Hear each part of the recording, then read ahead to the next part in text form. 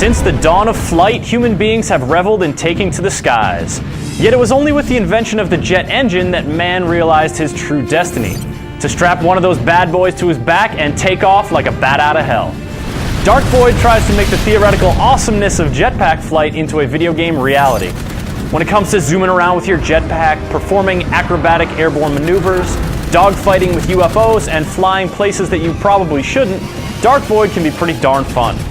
Unfortunately, the other parts of the game aren't as fun. The third-person shooter action is competent but mundane, and the plot is an adventure-y cliché with only a few sparks of life. The campaign isn't particularly short, but once it's finished, there's nothing else to do except play it again. It's baffling but true. There is no multiplayer in this game, no online jetpack dogfights against your buddies. It's a shame because there is some fun to be had here. Sadly, this just isn't enough to justify the $60 price tag.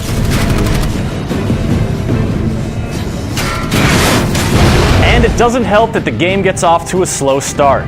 Discounting the throwaway prologue mission, it'll be a couple of hours before you can take to the skies in your fully operational jetpack.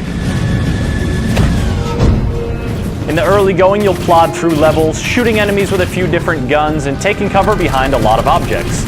Dark Void has that sticky press a button to enter and exit type of cover, and if you don't use it fairly well, you stand a good chance of being mowed down by enemy fire.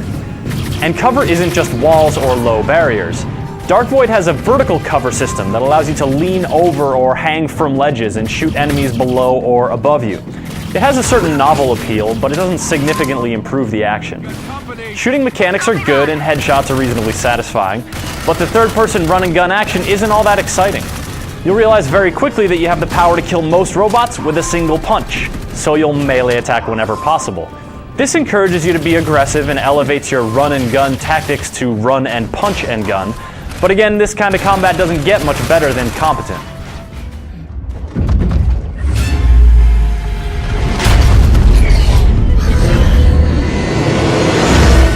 Unfortunately, the narrative elements in Dark Void sometimes seem to aspire to competence.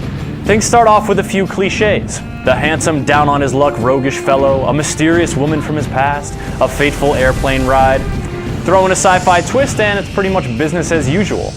The bad guys have some enjoyably sinister moments, and the journals you find scattered around tell some intriguing tales, but these signs of life are overshadowed by predictability, dull dialogue, and occasional miscues. One glaring example is the introduction of one of the main characters, which could hardly be called an introduction at all.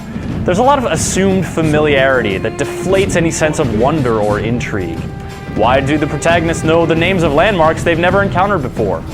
Why does our hero know exactly how to melee kill a complex alien combat robot? And on the opposite end of the spectrum, why does the main character say, "Wonder what this is for," after picking something up for the 8th time? Inconsistencies and loose ends plague the plot and characters alike, making it hard to really get involved. Yet the story proceeds at a reasonable clip and takes you through a fairly sizable adventure, so it isn't all bad. It's just not particularly good.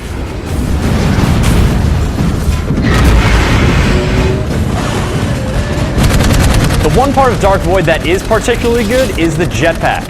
You fly around with a fun sense of speed, and each flailing takeoff is a great visual reminder of the forces that are propelling you through the air. You can fly, boost, brake, and hover. There are also a few acrobatic moves that you can pull off to help evade or pursue enemies. You're very maneuverable in the air, and as a result you can take some daring and disorienting flight paths if you so desire. Alien UFOs prove to be engaging foes, and the large-scale dogfights provide some entertaining aerial combat. Getting fancy with the flight controls is Dark Void's most appealing activity. Sure, you could hover into that open hangar, land, and pick off the enemies from behind cover. But why not try to scream in there at top speed, blast the robot point blank, smash the control panel, and then zoom the hell away? Yeah, it's dangerous, but why else did you strap that thing to your back? Dark Void is at its best when it lets you use your arsenal and abilities in whatever way you see fit.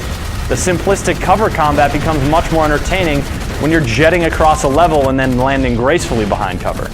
A Field of Stone's custom-made for cover-to-cover movement is a lot more fun when you just decide to fly back and forth over it, strafing your entrenched foes. The best moments in Dark Void are those of your own making. when you embrace the fact that you've got a crazy jetpack on your back and try to pull off daring stunts and maneuvers. And that right there is Dark Void's chief appeal. If tooling around with a jetpack sounds like a good time, then you're going to have some fun here. Unfortunately, it takes a while to get there, and the other action isn't fun enough to stand on its own.